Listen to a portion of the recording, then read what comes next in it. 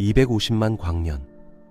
빛조차 250만 년을 날아가야 닿는 거리에 안드로메다 은하가 있습니다. 그런데 놀랍게도 물리학자들은 우주선 탑승자 기준으로 단 28년 만에 그곳에 도착할 수 있다고 말합니다. 지구에서는 250만 년이 흐르지만 우주선 안에서는 30살도 채 되기 전에 도착한다는 뜻이죠. 상식적으로 말이 안 되는 이야기처럼 들리지만 이건 공상과학이 아니라 아인슈타인의 상대성 이론이 수학적으로 증명한 현실입니다. 문제는 이 마법 같은 여정을 실현하려면 인류가 아직 손도 대지 못한 기술이 필요하다는 것이고, 설령 그 기술을 손에 넣더라도 우주 자체가 우리를 막아서는 거대한 장벽들이 기다리고 있다는 겁니다. 오늘은 인류가 은하라는 감옥을 탈출해 안드로메다에 도달하기 위해 넘어야 할 물리학적 한계와 그 한계를 뚫을 수 있는 가능성에 대해 이야기해 보겠습니다. 안드로메다까지의 거리를 실감하려면 먼저 광년이라는 단위를 이해해야 하는데, 빛은 1초에 약 30만 킬로미터를 이동하고 이 속도로 1년을 달리면 대략 9조 4,600억 킬로미터가 됩니다. 이 거리에 250만을 곱하면 안드로메다까지의 거리가 나오는데, 계산 결과는 약 23.7경 킬로미터로 인간의 직관으로는 도저히 가늠할 수 없는 숫자입니다. 비교를 위해 인류가 보낸 가장 먼 우주 탐사선인 보이저 1호를 생각해보면 1977년 발사 이후 45년 넘게 우주를 여행한 이 탐사선이 지금까지 이동한 거리는 약 240억 킬로미터인데, 이건 안드로메다까지 가는 거리의 0.0001%도 안 되는 수준입니다. 현재 보이저 1호는 시속 약 6만 1000km로 이동 중이고, 이 속도를 유지한다고 가정하면 안드로메다에 도달하는데 70조 년 이상이 걸리는데, 우주의 추정 나이가 약 138억 년이니까 그보다 5000배 이상 긴 시간이 필요한 셈이죠. 다른 비교를 해보면 인류가 영장류에서 분리되어 진화해온 시간이 600만 년에서 700만 년 정도인데, 안드로메다까지의 여정은 이 인류 전체 진화 역사보다 20배 이상 긴 시간입니다. 화성이나 명왕성으로는 여행은 이에 비하면 동네 산책 수준이죠. 그런데 여기서 흥미로운 사실이 하나 있습니다. 우주는 팽창하고 있고 대부분의 은하들은 우리에게서 멀어지고 있는데, 안드로메다는 오히려 우리를 향해 다가오고 있다는 겁니다. 천문학자들은 이 현상을 청색편이라고 부르는데, 도플러 효과를 생각하면 이해하기 쉽습니다. 구급차가 다가올 때 사이렌 소리가 높아지는 것처럼 빛도 과원이 다가오면 파장이 짧아지면서 푸른색 쪽으로 이동하는데, 안드로메다에서 오는 빛을 분석하면 정확히 이 청색 편의가 관측됩니다. 안드로메다의 접근 속도는 초속 약 110km 정도이고, 이 속도면 약 45억 년 후에 우리 은하수와 충돌해서 하나의 거대한 은하를 형성할 것으로 예측됩니다. 그런데 왜 우주가 팽창하는데 안드로메다는 다가오는 걸까요? 답은 국부 은하군이라는 개념에 있습니다. 우리 은하와 안드로메다를 포함한 약 100여 개의 은하들은 서로의 중력으로 묶여서 하나의 그룹을 형성하고 있는데, 이 중력적 결합이 우주 팽창의 힘보다 강하기 때문에 안드로메다는 팽창을 거스르고 우리에게 접근하는 것입니다. 실제로 우주에서 청색 편의를 보이는 은하는 약 100개 정도밖에 없고 대부분이 이 국부 은하군에 속해 있으니, 안드로메다가 다가온다는 사실은 우주적으로 매우 드문 예외인 셈이죠. 여기서 재미있는 역설이 하나 있습니다. 굳이 우리가 안드로메다에 갈 필요가 있을까요? 그냥 45억 년을 기다리면 안드로메다가 알아서 우리에게 옵니다. 물론 인류가 45억 년을 버틸 수 있다면 말이죠. 태양이 적색 거성으로 팽창해서 지구를 삼키는 시점이 약 50억 년 후니까 시간적으로는 아슬아슬하게 가능한 셈입니다. 하지만 안드로메다를 기다리기보다 직접 찾아가고 싶다면 우리에겐 완전히 다른 차원의 기술이 필요합니다. 이제 본격적으로 안드로메다에 도달하기 위한 기술적 가능성을 살펴보겠습니다. 현재 인류가 만든 가장 빠른 우주선은 2024년 기록적인 속도를 달성한 파커 태양 탐사선으로 시속 약 69만 킬로미터에 도달했습니다. 2015년 명왕성을 지나간 뉴 호라이즌스도 시속 약 5만 1천 킬로미터로 태양계 밖을 향해 날아가고 있고, 파이오니어 10호와 11호 역시 비슷한 속도로 우주를 여행 중입니다. 하지만 이 놀라운 속도들로도 안드로메다까지 가려면 수십억 년이 필요하니 현재 기술로는 은하간 여행이 사실상 불가능합니다. 그래서 과학자들은 알려진 물리 법칙을 위반하지 않으면서도 훨씬 빠른 속도를 낼 수 있는 추진 기술들을 이론화해왔고, 각 기술별로 안드로메다 도달 시간이 어떻게 달라지는지 비교해보면 그 차이가 극적입니다. 첫 번째는 핵펄스 추진으로 오리온 프로젝트라는 이름으로 1950년대에 등장한 개념인데, 우주선 뒤에서 연속적으로 핵폭발을 일으켜 그 충격파로 우주선을 밀어붙이는 방식입니다. 우주에서 핵폭발을 금지하는 국제조약 때문에 실제로 테스트된 적은 없지만, 계산에 따르면 이 방식으로 광속의 5%에서 10%까지 도달할 수 있고, 이 속도면 안드로메다까지 약 2,500만 년에서 5천만 년이 걸립니다. 보이저의 70조 년과 비교하면 1000배에서 2000배나 빨라진 거죠. 두 번째는 브레이크스루 스타샷 프로젝트로 물리학자 스티븐 호킹과 기술 기업가들이 후원한 이니셔티브인데, 거대한 우주선 대신 칩 크기의 초소형 탐사선에 빛을 반사하는 돛을 장착하고 지구에서 발사한 강력한 레이저 빔으로 추진하는 방식입니다. 이 기술로 광속의 20%까지 도달할 수 있고, 안드로메다까지 약 1250만 년이 소요되니 핵펄스보다 4배 더 빠릅니다. 그런데 여기서 잠깐, 1250만 년이면 여전히 말도 안 되는 시간 아닌가요? 맞습니다. 아직 끝이 아닙니다. 마지막으로 가장 이론적이지만 잠재력이 큰 기술은 반물질 엔진입니다. 반물질이 일반 물질과 만나면 소멸하면서 엄청난 에너지를 방출하는데, 이 에너지 밀도는 화학 반응보다 약 100억 배, 핵분열보다 1000배, 핵융합보다 300배나 높습니다. 나사의 연구에 따르면 단 10g의 반물질만으로도 유인 우주선을 한 달 만에 화성에 보낼 수 있는데, 현재 기술로는 1년에 나노그램 단위밖에 생산하지 못하고 저장 기술도 걸음마 수준이라 아직 갈 길이 멉니다. 하지만 만약 이 기술을 완전히 마스터한다면 이론상 광속의 50% 이상까지 도달할 수 있고, 안드로메다까지 약 500만 년으로 단축됩니다. 정리하면 보이저 속도로 70조 년, 핵펄스로 5천만 년, 레이저 돛으로 1250만 년, 반물질 엔진으로 500만 년입니다. 70조 년에서 500만 년으로 무려 1400만 배나 빨라지는 거죠. 여전히 상상을 초월하는 시간이지만 이 정도면 최소한 불가능해서 극도로 어려움 수준으로 한 단계 내려온 셈입니다. 그런데 여기서 물리학의 가장 흥미로운 현상 중 하나가 등장합니다. 바로 시간 지연입니다.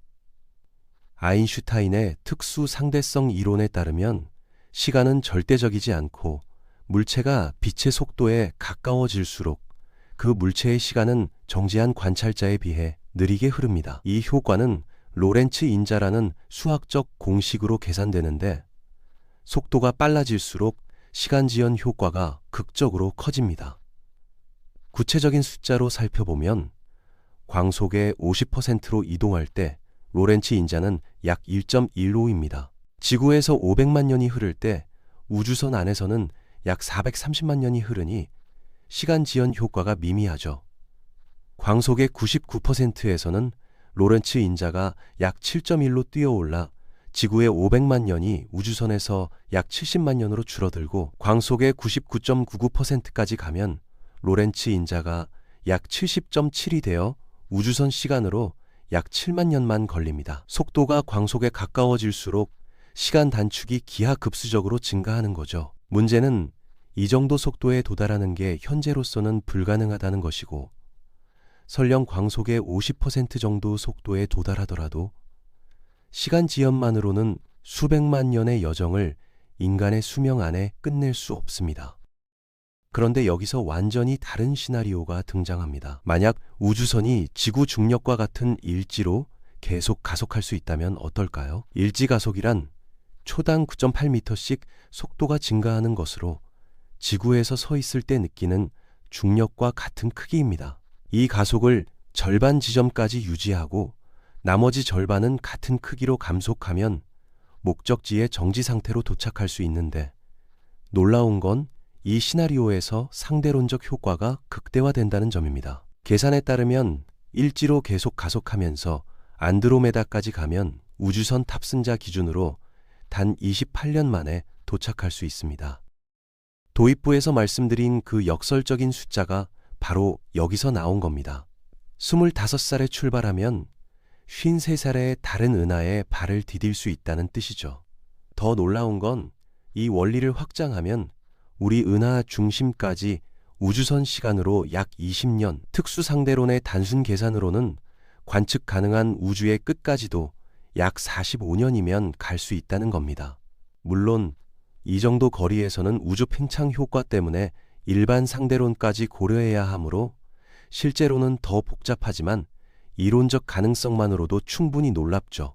세대를 이어가는 우주선 없이도 단일 세대가 우주의 끝을 볼 수 있다니, 이것이야말로 상대성 이론이 선사하는 가장 역설적인 선물입니다. 하지만 이 선물에는 잔인한 대가가 따릅니다. 당신이 28년 만에 안드로메다에 도착했을 때 지구에서는 상상할 수 없는 시간이 흘러 있습니다. 당신이 떠날 때 손을 흔들던 친구, 연인은 물론이고 인류 문명 자체가 사라졌을 수도 있습니다. 돌아갈 곳이 없는 겁니다. 설령 다시 28년을 들여 지구로 돌아온다 해도 그곳에는 500만 년 후에 완전히 다른 세상이 기다리고 있을 뿐이죠. 일지 가속의 마법은 당신을 우주 끝까지 데려다 줄 수 있지만 동시에 당신이 알던 모든 것으로부터 영원히 단절시킵니다. 그런데 이 마법 같은 시나리오를 현실로 만들려면 넘어야 할 산이 있습니다. 첫 번째는 연료 문제입니다. 일지 가속을 수십 년간 유지하려면 천문학적인 양의 에너지가 필요한데, 가장 효율적인 반물질 엔진을 사용하더라도 감속까지 포함하면 연료 요구량이 폭발적으로 증가합니다. 엔진 종류와 효율에 따라 달라지지만 탑재물보다 수천 배에서 수십억 배 무거운 연료가 필요하다는 계산도 있을 정도로 현재 기술로는 상상하기 어려운 규모입니다. 두 번째 문제는 우주 자체가 만드는 장벽입니다. 우주선이 광속에 가까워질수록 성간 공간의 수소 원자들이 우주선 입장에서는 고에너지 방사선 폭풍으로 변합니다. 상대론적 속도에서는 성간가스가 치명적인 방사선이 되어 우주선을 폭격하기 시작하고, 속도가 높아질수록 차폐에 필요한 두께가 급격히 증가합니다. 더 심각한 건 우주 배경 복사입니다. 빅뱅의 잔해인 이 복사는 평소에는 무해한 마이크로파 수준이지만 광속에 가까운 우주선 입장에서는 도플러 효과로 인해 점점 더 높은 에너지의 방사선으로 변환됩니다. 속도가 극단적으로 빨라지면 우주 배경 복사조차 위험한 수준의 고에너지 방사선이 될 수 있죠. 결국 상대론적 속도에서는 성간 매질, 우주선 정면에서 오는 방사선, 우주 배경 복사의 청색 편의 등으로 차폐 문제가 급격히 어려워지고, 이 문제를 해결하지 못하면 일지 가속의 마법 같은 시간 단축 효과를 충분히 누릴 수 없습니다. 이런 현실적 한계들을 고려하면 안드로메다로의 여정은 결국 세대를 아우르는 우주선을 필요로 할 가능성이 높습니다. 마지막으로 이 가능성 하나만 더 살펴보겠습니다. 세대 우주선이란 단순한 탐사선이 아니라 우주를 여행하는 자율적인 세계로 수천 명에서 수백만 명의 인간을 수용하면서 수천 년 또는 수백만 년 동안 사람들이 태어나고 성장하고 가정을 꾸리고 죽는 완전한 인공세계입니다. 이런 구조물의 대표적인 개념이 온일 실린더인데, 거대한 원통형 구조물이 회전하면서 원심력으로 인공 중력을 만들어내는 방식입니다. 비디오 게임 헤일로 시리즈에 나오는 거대한 링 모양 구조물을 상상하면 비슷한데, 실제로 이런 우주선이 건조된다면 내부에는 도시와 병원, 학교와 공원, 심지어 인공 바다와 숲까지 갖춘 완전한 생태계가 필요합니다. 기숙사와 실험실만으로는 수백만 년을 버틸 수 없으니까요. 이 우주선이 광속의 50%로 이동한다고 가정하면 안드로메다까지 약 500만 년이 걸리고 평균 인류 세대를 80년으로 계산하면 최소 62,500세대에 걸쳐 인간들이 태어나고 죽을 겁니다. 62,500세대. 이 숫자가 얼마나 큰지 실감이 안 되실 텐데 현생 인류 호모 사피엔스가 등장한 이후 지금까지 지나간 세대 수가 약 1만 세대 정도입니다. 안드로메다까지 가려면 인류 역사 전체의 6배가 넘는 세대가 우주선 안에서 태어나고 죽어야 한다는 뜻이죠. 이 우주선은 외부 자원 없이 완전히 자급자족해야 하므로 산소 생성, 물 재활용, 식량 재배, 의료 시스템, 교육 체계까지 모든 것을 내부에서 해결해야 하고 근친 교배를 방지하기 위해 초기 인구도 유전적으로 충분히 다양해야 합니다. 연구에 따르면 최소 수백 명의 초기 인구와 보완적인 유전자 은행이 필요한데 이건 단순한 기술적 도전이 아니라 생물학적, 사회적, 문화적 도전이기도 합니다. 수천 세대가 지나는 동안 언어는 변하고 문화는 진화하며 심지어 인류 자체도 생물학적으로 변화할 수 있으니 목적지에 도착하는 존재가 출발했던 인류와 같은 종일지조차 장담할 수 없습니다. 출발할 때는 지구인이었던 그들이 도착할 때는 완전히 새로운 조로 진화해 있을 수도 있는 거죠. 안드로메다로 가는 것은 단순히 속도의 문제가 아닙니다. 이것은 연료의 한계, 우주 방사선의 위협, 세대를 넘어서는 사회 유지라는 복합적인 도전이며 현재 인류가 상상할 수 있는 가장 거대한 프로젝트입니다. 일지 가속의 마법이 이론적으로는 28년 만에 안드로메다에 데려다 줄 수 있다고 약속하지만 그 약속을 지키려면 우리가 아직 발견하지 못한 에너지원과 상상하지 못한 차폐 기술이 필요합니다. 어쩌면 인류는 결국 느린 길을 택해야 할지도 모릅니다. 수백만 년에 걸쳐 세대를 이어가며 조금씩 나아가는 방식으로 말이죠. 그럼에도 불구하고 물리학이 금지하지 않는 한 가능성은 열려 있습니다. 핵융합, 반물질, 심지어 아직 발견되지 않은 물리 법칙까지 미래의 기술이 어떤 돌파구를 열어줄지 아무도 모릅니다. 확실한 건 인류가 계속 앞으로 나아가고 포기하지 않는다면 언젠가 우리는 은하라는 감옥을 탈출할 것이라는 점입니다. 그리고 만약 정말로 수백만 년의 여정 끝에 안드로메다에 도착한다면 그때 우리를 기다리는 건 과연 무엇일까요? 그 답은 직접 가보기 전까지 아무도 모릅니다. 지금까지 우주생각이었습니다. 시청해주셔서 감사합니다.